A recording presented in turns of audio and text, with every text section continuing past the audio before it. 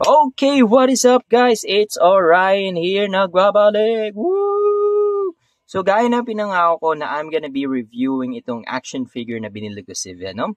Then here you go guys! So bali ngayon, re-review natin tong action figure na binili ko. So actually, isa sa mga part na nagustuhan ko sa nabili ko na action figure na si Venom, yung mismong shape ng katawan niya. Actually, ganto-ganto talaga yung yung body posture niya dun sa palabas na movie nung meron siyang kinakalaban na mga police. So, ganyan-ganyan yung itsura. So, makikita natin kung i-zoom in natin sa camera, isa rin to sa mga part na gusto ko yung talagang nag-effort talagang gawin tong action figure na to. So, makikita natin yung mga veins bumabakat. So, yan. So, yung sa katawan ni Venom. Tapos yung kuko niya. Pero supposed to be, itong kuko dapat kulay kulay puti to. Pero bakit hindi nila kinulayan? Pero kahit pa paano, okay na rin tong si Venom. So yan. So sa isa pang part na gusto ko dito kay Venom na action figure na binili ko, yung mismong yung mata niya. Talagang kuwang-kuwa talaga nila yung mata ni Venom. And then yung makikita niyo naman yung dila niya na napaka-elastic. So na nanggagaling sa kanyang mahiwagang bunganga. So, yan. So, isa yun sa mga part na nagustuhan ko rin. Pero, ang hindi ko lang nagustuhan yung, yung ngipin niya. Kasi tignan nyo naman guys, parang ginawa naman nila na hindi nagsisipilyo si Venom ng mga ilang taon. Tapos ngayon, naghihingalo na yung ngipin niya. So, sana ginawa na lang nilang puti para mas okay.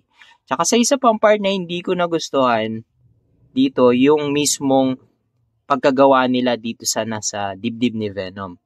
Actually, hindi ganito yung itsura nung, hindi ganito yung itsura nung nasa dibdib ni Venom. Kasi ito yung design nung kay Spider-Man. Meron siyang sarili. Kung makikita nyo, pakita natin.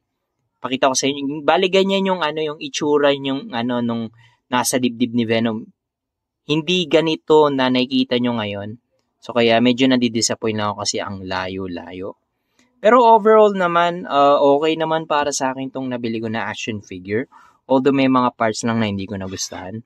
Tsaka ito rin yung isa sa part na nagustuhan ko.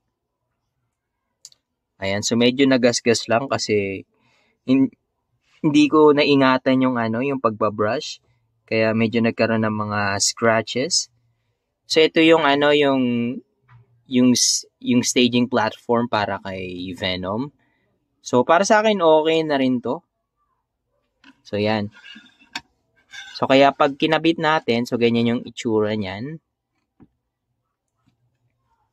Ayan. So, focus natin yung camera. So, yan. So, yan. Napaka-astig talaga ng itsura ni Venom. So, kaya guys, eto si Venom. Kayo guys, what are your thoughts patungkol kay Venom na nabili ko? Okay ba siya? Worth it ba? O parang merong off sa action figure. I wanna know your thoughts guys patungkol sa nabili kong action figure.